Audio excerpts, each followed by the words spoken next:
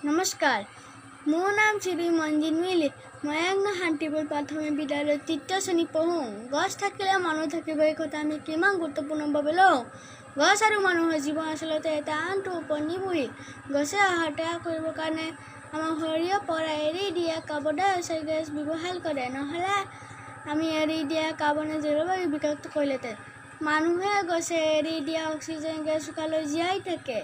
ইয়াৰ ফলত বায়ুমণ্ডলত oxygen gas আৰু কাৰ্বন ডাই অক্সাইড গেছৰ পৰিমাণ একেই থাকে।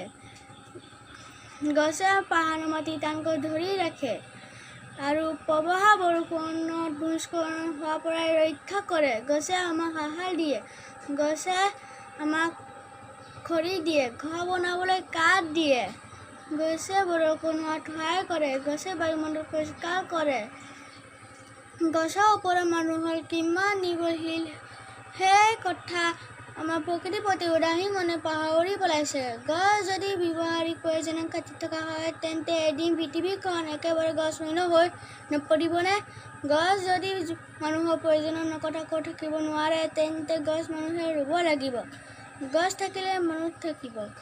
কথাও বুঢ়া কথা নহয়, এয়া মানুহৰ প্ৰতি এক উকিয়নি আছে।